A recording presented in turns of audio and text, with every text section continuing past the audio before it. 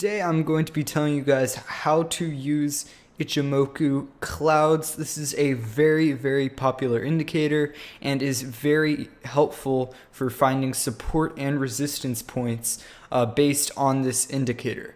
Now, a lot of people do actually use this, so it is pretty accurate when it comes to what the points are.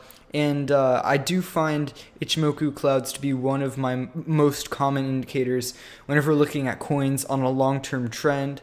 And specifically when we see Bitcoin in this current situation, it can be very useful to take a look at the clouds every once in a while to see where it may be headed. So first off, I just wanted to show you guys Bitcoin right now. If you guys did not see what has happened, we did see a very nice run here from the bottom at 9,400 or 9,000 on Bitcoin, and we did see a nice recovery to pushing $13,000. Sadly, we didn't break. I was hoping we'd break $13,000. But so far it's not looking so good. What did end up happening is we did see a upwards wedge here, which if you guys do not know is a bearish sign. Normally with upward wedges, what will end up happening is it will continue its trend after the wedge. So as we can see here, we had the downtrend to then hit the bottom down here. Then we saw it consolidate, form the wedge with the resistance point at this upper line, and support generally near this lower line. Although there weren't as many hits on this lower line, you can still safely say that that was a support. And then now we did see it break the lower support point on this wedge, and it is now falling. So my prediction on the current market is that we will continue to be bearish and see Bitcoin hit some lower lows. I'm thinking maybe something in the 8,000 range for now, short term around $8,000, and long term I'm hoping for it to go down to around $5,000 or $6,000, which would be a very good time to pick some up just for the long term if you believe in cryptocurrency, which of course I personally very much believe in it. But anyways, let's go ahead and look at Ichimoku clouds. So this is what it will look like on your chart. If you guys don't know what site this is TradingView. I highly recommend it for charting. It is free to use, but you can also pay a subscription for it. But anyways, you guys can check it out. So what you'll want to do is you will want to go to indicators here, and you'll want to just search up Ichimoku cloud. And then you can go ahead and click that and it will add it to your chart. Now it will not look like this once you add it. There will be a few other lines, but I will go ahead and show you guys my settings here. So what I did to my settings is I took away a lot of the lines that I find are not that helpful for cryptocurrency. So I took away the conversion line, the baseline, the lagging span, and I left the plot background, lead 1 and lead 2. So lead 1 and lead 2 are these lines right here, and this is what I use to find support and resistance points. I will just quickly add these back in.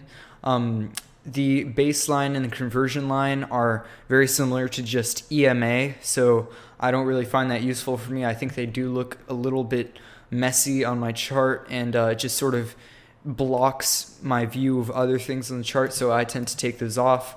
And then the lagging span is just sort of lagging behind the price, and I don't find that very useful for my trading either. So that is why I tend to stick to the lead 1 and lead 2. Lead 2 add a red color, and then I just made the lines slightly thicker so I can see where they cross a little bit easier. And then this is also very important. You do need to change your inputs or setting of the Ichimoku cloud in order for it to be more accurate on a 24-hour market. So the defaults are for a market that closes every day. If you guys don't know, the normal stock market does close every day and then open back up. So you will need to change it to these settings, which is 10, 30, 60, 30, if you want to be using a 24/7 market. So this can be useful on cryptocurrency or Forex. Now you can just go ahead and hit OK, and then you will see your chart very similar to mine. Now I just want to show you guys a little bit of what this can look like. I do find this line right here, which is lagging span B, to be a little bit more useful, as it is more commonly a resistance point for the coin. But I can just show you guys a few examples of how I would use it here. So As we can see here, we did see Bitcoin push up and then not break the green line right here, which was a very important point. And if it did break, I would have definitely bought in. So we saw it touch the bottom line and then it fell back down, to which then it retested this green line and it broke through. And then we see it inside of the cloud, to which where it did not break the span B, which is the red line. And then after going down a little bit and the red line adjusting, it had a false breakout right here, kept on going below it. As you can see here, there are multiple retests of this support. So it tried to push it right here, tried to push it right here, and then it finally broke out above this red line, to which this is where I would have bought as it broke out of this red line. And then you see it sort of fall, and then it uses the red line as a support. So these can be used as supports or resistances, sort of interchangeable. But if you do see a clear spot at where it sort of seems to be going up or down near one of these lines, then you can safely say that it is a support or resistance.